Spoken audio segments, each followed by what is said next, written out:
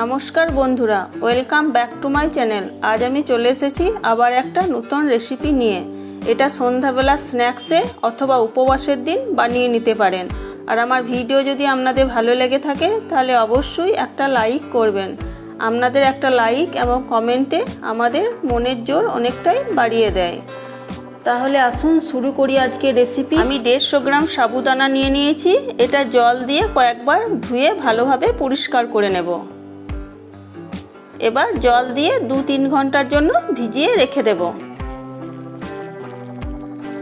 আমি আবার 3 ঘন্টা পর ফিরে এলাম। সাবুদানাগুলো ঝুরঝুরে হয়ে গেছে এবং ভালোভাবে ভিজেও গেছে।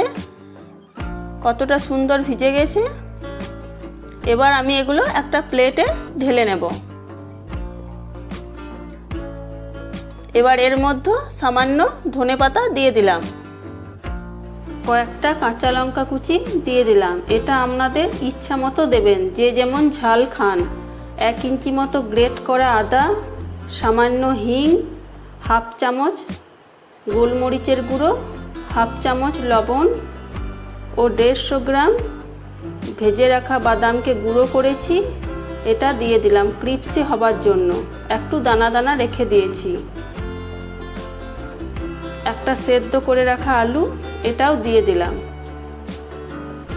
ও 1/2 চামচ জিরে গুঁড়ো দিয়ে দিলাম। আপনারা গোটা জিরেও ব্যবহার করতে পারেন। এবার সব উপকরণগুলো ভালোভাবে একসাথে মাখিয়ে নেব। এবার হাতে একটু তেল নিয়ে নিলাম। এবার টিকিয়ার মতো বড়াগুলো শেপ দিয়ে দেব।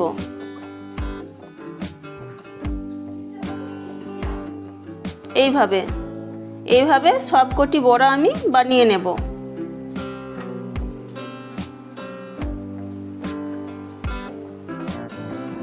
সবকটি বড়া বানানো হয়ে গেছে। এবার ওভেনে একটা তাওয়া বসিয়ে দিয়েছি। এর মধ্যে 2 চামচ তেল দিয়ে দিলাম। আপনারা বড়াগুলো ডিপ ফ্রাইও করতে পারেন। তেলটা ভালোভাবে গরম করে নিলাম। এবার বড়াগুলো এক একটা করে তাওয়ার মধ্যে দিয়ে দিলাম।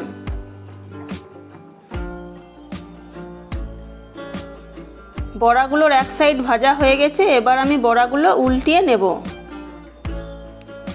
এই সাইডটাও কিছুক্ষণ আমি ভেজে নেব।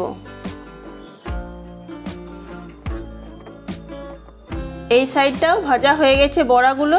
দেখুন 2 সাইডই লাল হয়ে গেছে। এবার আমি বড়াগুলো এক একটা করে প্লেটে তুলে নেব। আপনারা অবশ্যই স্ন্যাক্স হিসেবে অথবা উপবাসের দিন এটা বানিয়ে দেখবেন এবং কেমন হয়েছে আমাকে কমেন্টে জানাবেন। আর আমার রেসিপি যদি আপনাদের ভালো লেগে থাকে তাহলে অবশ্যই লাইক, কমেন্ট এবং শেয়ার করবেন এবং পরবর্তী ভিডিওগুলো পাওয়ার জন্য চ্যানেলটাকে সাবস্ক্রাইব করে আমার পাশে থাকবেন।